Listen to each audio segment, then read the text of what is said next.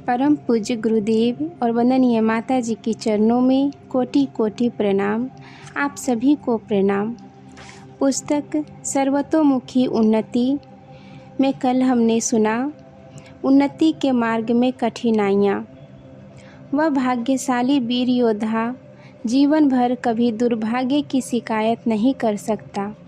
कष्ट की घड़ी उसे ईश्वरीय कोप नहीं, वरन धैर्य, साहस और पुरुषार्थ की परीक्षा करने वाली चुनौती दिखाई पड़ती है।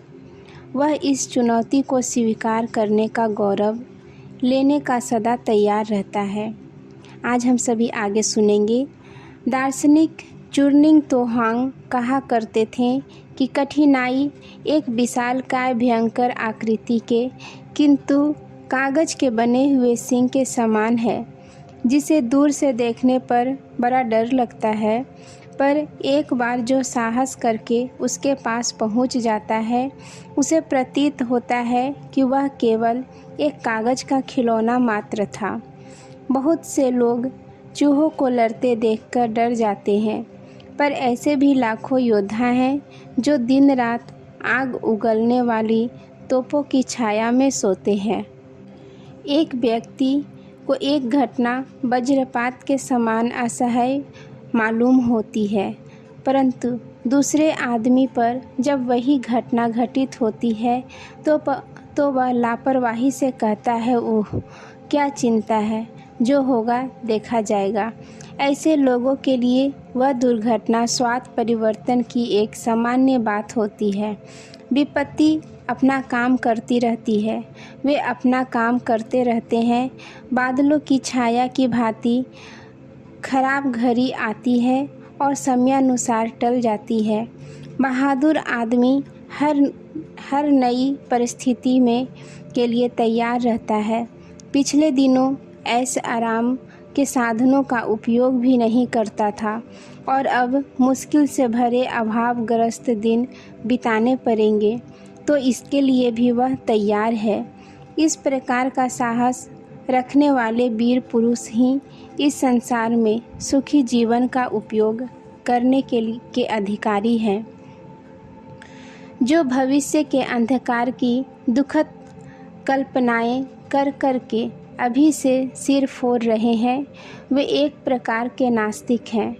ऐसे लोगों के लिए यह संसार दुखमय नरक रूप रहा है और आगे भी वैसा ही बना रहेगा। किसी निश्चित कार्यक्रम पर चलते हुए उस योजना को विफल कर देने वाले कारण कभी कभी उपस्थित हो जाते हैं। किसी प्रमुख संबंधी की मृत्यु, रोग, लड़ाई झगड़े, आर्थिक हानि, विश्वासघात, दुर्घटना, बनाए हुए कार्य का बिगड़ जाना आदि जैसे किसी कारण से निश्चित कार्यक्रम बदलना पड़ सकता है। भविष्य में अधिक परिश्रम करने और अभावग्रस्त दशा में रहने के लिए विवश होना पड़ सकता है। विक्षोभ और वियोग की पीड़ा में जलना पड़ सकता है। ऐसे गिरी हुई स्थिति आने पर घबराना नहीं चाहिए, बल्कि अपने आप को बदल लेना चाहिए। पहले जैसी स्थिति थी तब वैसी स्थिति के अनुकूल अपने कार्य होते थे। अब दूसरी स्थिति है तो उसी अनुपात से दूसरे ढंग से काम होना चाहिए। पहले संपन्न अवस्था में रहकर पीछे जो विपन्न अवस्था में पहुँचे हैं, वे सोचते हैं कि लोग हमारा उपहास करेंगे। इस उपहास की शर्म से लोग बड़े दुखी रहते हैं। वास्तव में यह अपने मन की कमजोरी मात्र है।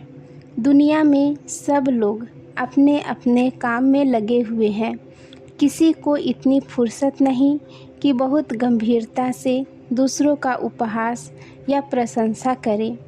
लोगों को इतनी मात्र आलोचना या उपहास के भय से अपने आप को ऐसी लज्जा में डुबाए रहना मानो कोई अपराध किया हो, मनुष्य की भारी भूल है।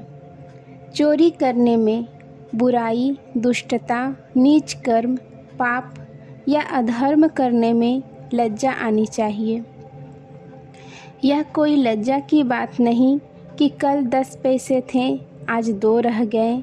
कल संपन्न अवस्था थी, आज विपन्न हो गई।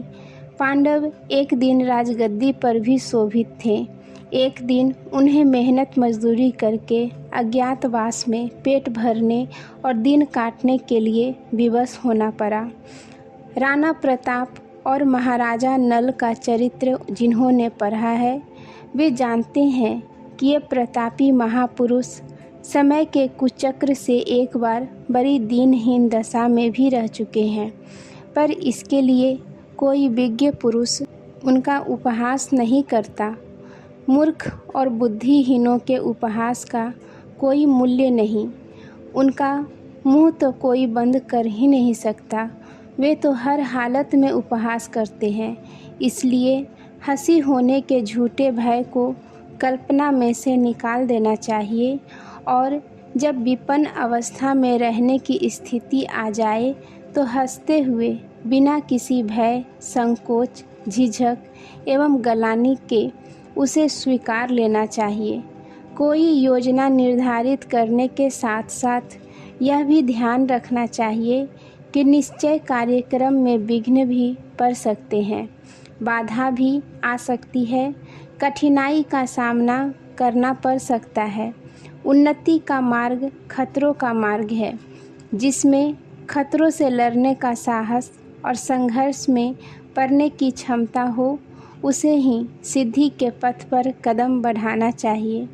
जो खतरों से डरते हैं, जिन्हें कष्ट सहने से भय लगता है, कठोर परिश्रम करना जिन्हें नहीं आता, उन्हें अपने जीवन को उन्नतिशील बनाने की कल्पना नहीं करनी चाहिए। अदम्य उत्साह, अटूट साहस, अविचल धैर्य, निरंतर परिश्रम और खतरों से लड़ने वाला पुरुषार्थी ही किसी का जीवन सफल बना सकता है। इन्हीं तत्वों की सहायता से लोग उन्नति के उच्च शिखर पर चढ़ते हैं और महापुरुष कहलाते हैं। आज के लिए यहीं तक। आप सभी को धन्यवाद। जय माँ गायत्री।